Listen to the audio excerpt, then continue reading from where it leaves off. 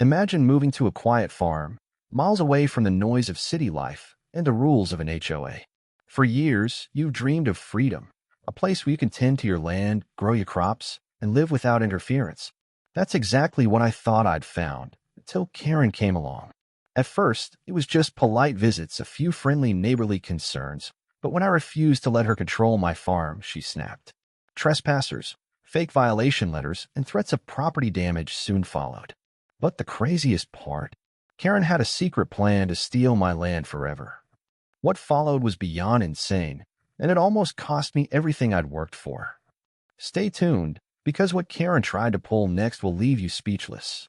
And don't forget to like, subscribe, and comment if you've ever had a run-in with an overbearing HOA or a Karen who tried to take something that wasn't hers. Your support means the world. Let's dive in. After years of living in the hustle and bustle of city life, I had finally found the peace I had longed for. A small farm, far away from the noise of neighbors and the watchful eye of an HOA. My land.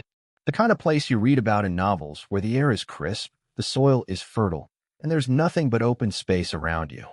I had spent my whole life tied to other people's rules about what I could plant, how I could build, and when I could do it. It was exhausting. But now, the world was mine. The first few weeks were pure bliss. I spent every morning working in the fields, pulling weeds from my vegetable garden, planting rows of tomatoes, peppers, and squash. I even built a small barn for some chickens so I could have fresh eggs every day. It was more than just farming. It was freedom. I'd wake up with the sun, listen to the birds chirping, and spend my days outside, getting dirty, working with the land. And at the end of each day, I'd sit on my porch, a cool drink in hand, and watch the sunset. Peace. I thought I had finally found it, the life I'd always wanted. But peace, it seemed, wasn't what I was going to get. It was a warm Saturday morning when I first met Karen. I was out in the garden, digging around the tomato plants, when I noticed a car creeping down the long dirt road that led to my farm. I didn't recognize it, but it wasn't unusual for people to pass by. There were a few homes farther down the road, but no one came close to my land. I wiped my brow and continued my work, thinking little of it. But then I heard the engine of the car stop, and I turned to see it pull over just at the edge of my property. I felt an uneasy knot form in my stomach as the car door opened, and a woman stepped out. She was dressed in a blouse and slacks, sunglasses perched on her nose like she had just walked out of a business meeting. She smiled, and I noticed her confident stride as she made her way toward me. There was something about the way she carried herself that set off an alarm in my head. "Good morning," she called out, her smile still plastered on her face. "I'm Karen. I live over in the Willowbrook neighborhood. Just wanted to stop by and introduce myself." I stood up from my crouched position and wiped the dirt from my hands. Karen. I'd heard of that name before. The HOA president of a development miles away. "Nice to meet you," I said, trying to keep the conversation polite, though I felt a sense of unease growing. She paused, looking around my land with a critical eye. "You got a lovely place here," she said, her tone still sweet. "It's just such a peaceful part of the neighborhood." I nodded, not sure where this was going. "Tell me," Karen continued, "have you thought about joining Willowbrook's HOA? It's really all about making sure the neighborhood stays nice and orderly. We have some rules, but they help keep things looking great." She added a laugh as if trying to soften the impact of her words. I frowned. "I didn't move here to be part of any HOA," I said firmly. "I'm not interested in joining." "Oh, of course not," Karen said quickly, waving her hand dismissively. "I understand. But, well, just wanted to make sure you're aware of the guidelines around here. It's all about keeping up with community standards." Community standards? I wasn't sure what she was implying, but I didn't want to entertain it. "I appreciate the visit, Karen, but this land is mine, and I intend to keep it that way." Karen smiled again, but this time there was something colder in her eyes. A challenge. Of course," she said with a tight smile. "Just thought I'd stop by and check. You know, as a neighbor." I nodded and politely turned back to my work. As she walked away, I couldn't shake the feeling that this wasn't the end of it. Something about her visit felt like the first step in a much bigger story, one I wasn't prepared for. It didn't take long for Karen to show that her polite visit was just the beginning. The next few days passed by, and I thought maybe I had overreacted. After all, she was just the HOA president. She'd probably forget about me and my farm, a farm that was clearly well out of her jurisdiction. But when I was out working in the field one afternoon, I saw something that made my stomach drop. I was digging near the back of the property when I saw two people walking through my fields, as casual as could be. They were headed in the direction of my garden, and my immediate thought was that they were lost. As I stood up, brushing dirt off my hands, I shouted, "Excuse me."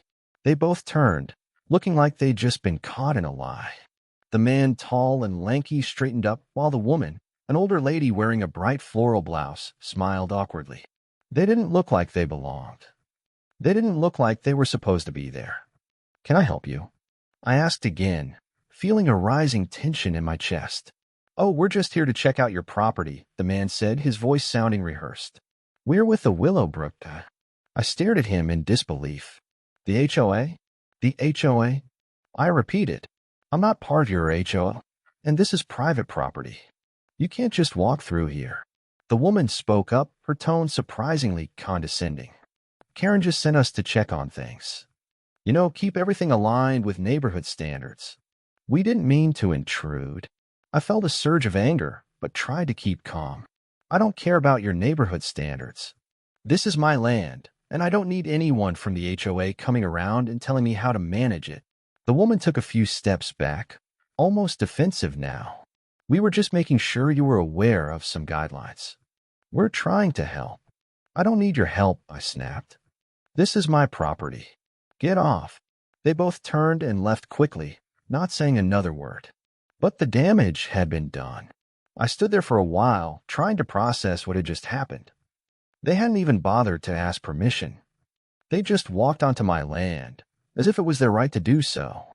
I knew it was Karen behind this, trying to force her way onto my property and assert her power. But I wasn't going to let this slide. A few days after the trespassing incident, I came home to find a letter in my mailbox. It was a bright orange notice, one that immediately screamed official, with the words, "A violation," at the top in bold print. I tore it open, my hands shaking slightly as I read through the contents. Subject: Violation of Willowbrook HOA regulations. Dear your name, we have noticed that your property does not comply with Willowbrook's HOA guidelines regarding landscaping and property use. Your current use of the land for agricultural purposes is considered non-compliant with HOA standards. We kindly request that you modify your property to adhere to the neighborhood's guidelines. Failure to comply with these regulations within 10 days will result in a fine of $250 per day until corrected. Karen, HOA president. I couldn't believe what I was reading. A violation notice. For what? Growing vegetables on my farm. I wasn't part of her HOA. I had no obligation to follow her regulations. I immediately called the number on the letter and was met with an impersonal voice on the other end. "Yes, this is regarding your property," the woman on the phone said. "The HOA president, Karen, has issued a violation due to your agricultural activities. You are required to follow the guidelines set forth for Willowbrook. This is a serious matter." I was furious. "I don't live in Willowbrook. I'm not part of your HOA." The voice on the other end paused, as though taken aback. "Well, we still have jurisdiction over the area, and Karen has made it clear that she expects all properties, even those outside of the community, to meet HOA standards for consistency." I ended the call, my blood boiling. This wasn't just a misunderstanding, it was an attack. It wasn't just me. Over the next week, I heard from other neighbors who had received similar letters. Karen's reach was growing, and it wasn't just about my farm anymore. She was making her move on the entire area. As the days passed, Karen's reach seemed to extend further and further. The situation went from bad to worse. At first, I thought it was just a petty power struggle, something that would fade away if I ignored it. But I was wrong. Karen had a clear agenda, and the more I resisted, the more she escalated.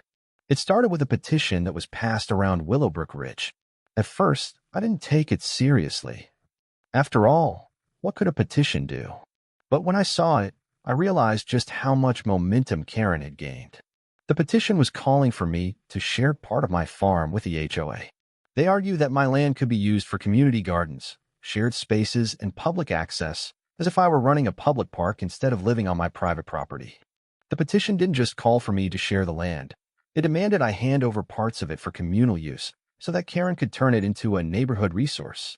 Karen had spun a web of lies, telling the neighbors that my land was underutilized and wasted. She convinced several neighbors that it would benefit the entire community if I just shared my farm with them. I was stunned. The audacity. Karen was not only intruding into my life, she was trying to dictate how I used my own property. Her vision of a shared community space wasn't about improving the area, it was about control. Despite my frustration, I decided to ignore the petition. But Karen wasn't one to take no for an answer. Her persistence grew stronger, and that's when I started receiving the second wave of harassment.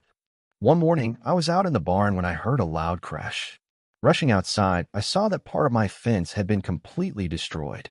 Someone had cut through it with what looked like a power tool, leaving a wide gap in the wood. My heart sank. This wasn't an accident. It was deliberate. I spent hours repairing the damage, trying to secure the fence again. It wasn't just the cost of the materials or the time spent fixing it. It was the feeling of violation. Someone had invaded my land, and I had no idea who it was. But I suspected Karen, or at least her followers, were behind it. The next day, I found even more damage, trampled crops, particularly in my tomato field.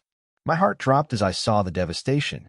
Entire rows of my crops were destroyed, likely trampled by someone deliberately trying to make a point. It wasn't an accident. It was sabotage. I immediately called the local sheriff's office to report the damage, but when the deputy arrived, I could tell he was skeptical. It wasn't like there was any direct evidence linking the damage to Karen, but I was sure it was her. The deputy advised me to get security cameras if I wanted to catch whoever was doing this. But I wasn't just worried about the property damage anymore. I was starting to see the bigger picture. I had seen enough. This wasn't just a disagreement between neighbors anymore. Karen was making a play for my farm. As I began to investigate, I discovered something truly unsettling. Karen had been in talks with local real estate developers. She had been making plans to sell my land off to them, without my consent or knowledge. I found out through a friend who had overheard Karen talking about it at a local business meeting. Apparently, Karen had been convincing the developers that my property was an ideal location for new housing developments. She had been telling them that she could easily acquire it by offering me a lowball price or by getting me to donate part of my farm for the neighborhood's growth. The developers were planning to buy my land and use it for residential development. Karen had already convinced them that my property wasn't being used efficiently, and she thought she could pressure me into giving it up for a fraction of its value. It was a betrayal, and I realized just how deep her scheme had gone. She wasn't just a nuisance, she was working behind the scenes to take my land from me. I knew that I had to stand my ground before Karen and her plans became a reality. The thought of losing everything I had worked for, my dream farm, my peace, was unacceptable. But this wasn't just about protecting my property anymore. Karen had gone too far, and I wasn't going to let her get away with it. The situation reached a breaking point when I found a contract in my mailbox one morning, an official-looking document that Karen had tried to send me. It was an agreement to share my farm with the HOA. The contract suggested that I would donate a portion of my land to the community, with vague promises of future compensation. Essentially, Karen was offering me a deal that would strip me of my rights to the property I had worked so hard for. It was a contract I could never sign. The worst part? The contract was backed by developers, making it clear that Karen was fully invested in making this happen. I immediately contacted a real estate lawyer to protect myself. It was time to fight back, not just to protect my land, but to expose Karen for what she was really trying to do. I knew the legal battle would be tough, but I couldn't let her win. My farm was my sanctuary, and I would do whatever it took to keep it. The legal path I was about to embark on felt like an uphill battle. I had already begun gathering evidence of Karen's illegal activities, the damage to my property, and her shady dealings with the developers. But I knew I had to move quickly before Karen pushed things even further. I wasn't just fighting for my farm anymore. I was fighting for my right to exist peacefully without someone constantly undermining my autonomy. My lawyer, Rachel, was an expert in property law, and she immediately saw the potential for a case against the HOA and Karen. We began working together, drafting letters to Karen and the HOA board, demanding they cease all attempts to seize my land. But what Karen didn't realize was that I wasn't the only one who was starting to see through her facade. A breakthrough came when I met with a few of the longtime neighbors who had witnessed Karen's behavior for years. They were tired of the constant pressure from her and her HOA to conform, and they agreed to speak out. They had seen Karen overstep her boundaries with other residents, forcing them to comply with ridiculous requests about property use, imposing fines for minor infractions, and even trying to take control of their land. Tom, a farmer who lived a few miles down the road, was one of the first to speak up. He had been having his own issues with Karen for months, though his case wasn't as serious as mine. He agreed to testify that Karen had been pressuring him to sell his land as well. Karen's not just looking to control your property, he told me one evening over coffee. She wants to expand the HOA. She's been trying to take over everything in this area. The developers? They're in on it. They're going to line her pockets, and she's going to make sure it happens one way or another. His words confirmed what I had already suspected. Karen was not working alone. Armed with my lawyer's advice and the support of my neighbors, I filed a lawsuit against Karen and the Willowbrook HOA for trespassing, property damage, sabotage, and illegal pressure to sell my farm. We filed for an emergency injunction, demanding the HOA stop their harassment immediately. I also contacted local news outlets, hoping the media coverage would put enough pressure on Karen to back off. By now, the story was beginning to catch fire. More and more neighbors were speaking up about Karen's tactics, and people in the community were starting to realize how far she was willing to go to control land that wasn't hers. It all came to a head during the next HOA meeting.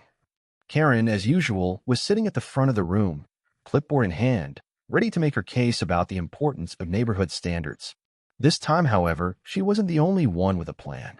I had organized a small group of my neighbors, who were all ready to stand up to Karen and expose her schemes. As soon as the meeting began, I took the floor.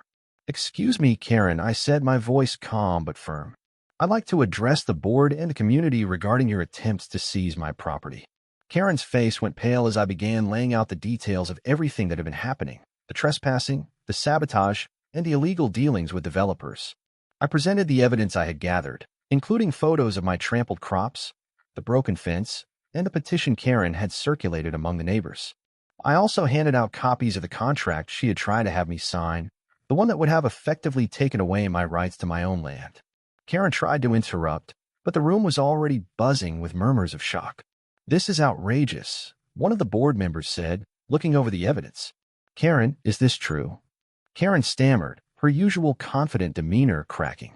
"Well, I just thought the community would benefit if—" "No," I cut her off.